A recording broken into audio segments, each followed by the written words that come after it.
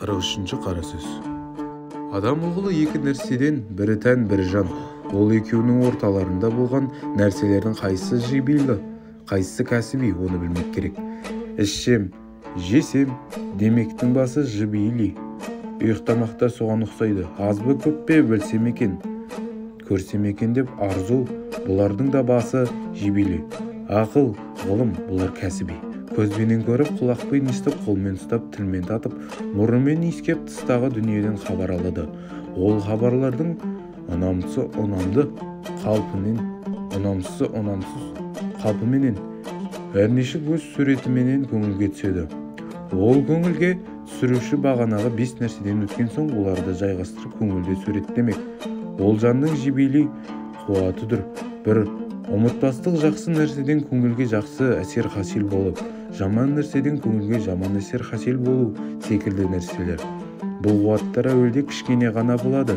Ескеріп баққан адам үлкейтіп ұлғайтып ол қуаттарды қуатын зорайтады.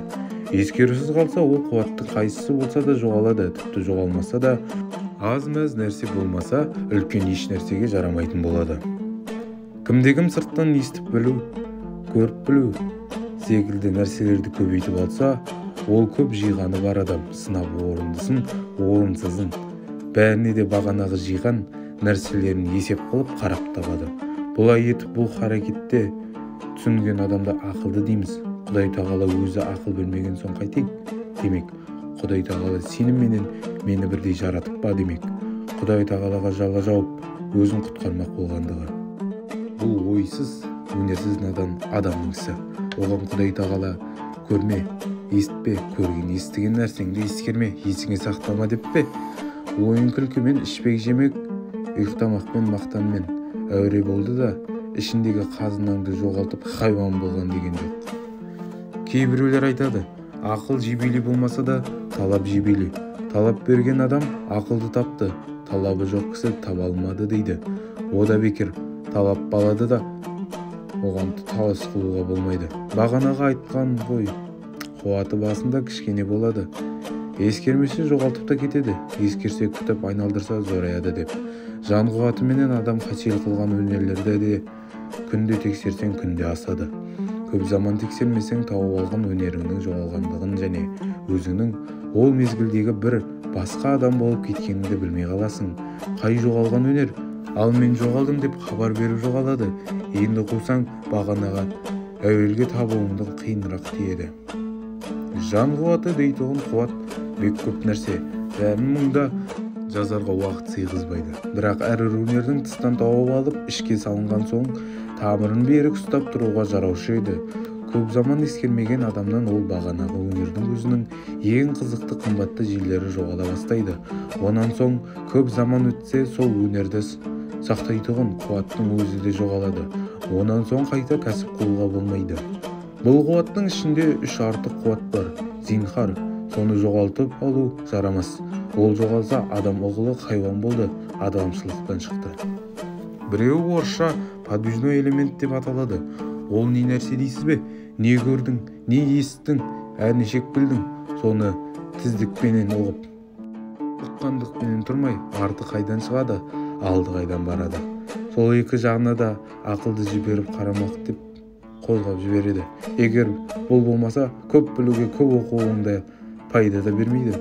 Керекті уақытында ойламай, керекті уақытында қылмай, керекті уақытында айтпай, дәйім уақытында кеш қалып, әй әттеген-ай, үйтуің керек, бүйтуің керек деп өмір бойы ғафел болып ақ отырғансың. Біреуін орысша сила притягательная однородного дейді. Ол бір нәрсені естіп, көріп білдім, қош келді. Қазір соған ұқсағандар тексересің. Түгел ұқсаған ба? Яки бір ғана жердің ұқсағандығы бар ма? Әрнешік сол іске бір келіскен жері бар нәрселердің бәрін ойлап, білгенін тексеріп, білмегенін сұрап, оқып, өтінен хабарланып білмей тыныштанбайды. Үшіншісі, орысша почтительность сердца дейді. Яғни жүректі мақтаншықтық, пайда күнемдік, жеңілдік, салғырттық. Бұл 4 нәрселер кірлетпей таза сақтаса, сонда сырттан ішке барған әр нәрсенің суретті жүректің айнысына анық раушан болып түседі. Ондай нәрсе тұла бойыңды жайылады, тез ұмыттырмайды. егерде бағанағы 4 нәрсемен жүректі кірлетіп алсаң, жүректің айнасы бұзылады, я қисық, я күңгірт көрсетеді. Енді ондай нәрседен оңдығын болмайды. Әрнешік тән қуатымен сырттан тауып, сырттан сақтайсыз. Оның аты дәулет еді.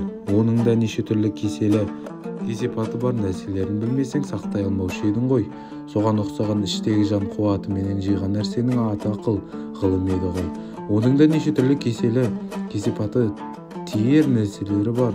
Оны білмесең, бақпасаң айырыласың. Және әрбір жақсы нәрсенің өлшеуі бар. Өлшеуінен асса жарамайды. Өлшеуін білмек бір үлкен керегіс. Ойланбақ жақсы. Іске тіпті салынып кеткен кісі ойын байлай алмай, қияли болып кеткені болады. Ішпек, жемек, кемек, күлмек, көңіл көтермек, құшпақ, сүймек, мал жимақ, мансап іздемек, айлалы болмақ, алданбастық, бұл нәрселердің бәрінде де өлшеуі бар. Өлшеуінен асырса, боғы шығады. Ненің қызығын көп іздесең, соның күйігін бір тартарсың деген. Бас, махви болмай ол, мен айтқан 3 қуаттың ішінде 2-і ғана, яғни сила притягательного народного, бірлән, подвижной элемент, бұл 2-і қосылып тұра тұрған нәрсе. Күллі пайда да бұлардан шығады. Уа күллі зарар да бұлардан шығады. Мансап сүйгіштік, мақтаншақтық, ашуланшық, өтірікшік. Осыған ұқсаған әрбір маскүнемдікке тартып, құмар қылып, ақылдан шығарып жіберетұғын нәрселер осы 2-інен болады. Бұларды түбегейліктен жақсы нәрселерді түбегейлетіп, жаман нәрселерден, яғни жоғары айтылмыш секілді адамшылықтан шығарып, құмарпаздыққа салып жіберетұғын нәрседен бойды ерте тыйып алуға керек. Пайда залалды айыратұғын қуаттың аты ақыл еді ғой. Бір ақыл қуат біләні мұны тоқтатып болмайды. Хым ақыл, хым қайрат. 2 мықты қуат қосылып тоқтатады. Ол 2-і кімде бар болса, бағанағы 2 қуаттың 2-і де аз болса, яки бірі бар, бірі жоқ болса, бағанағы 2 қуаттар бірі басқатта асауат. Жүгенсіз тауға ұрама, тұсқа ұрама, суға ұрама, жарға ұрама, Құдай білсін, әйтеуір жолда көрген есті.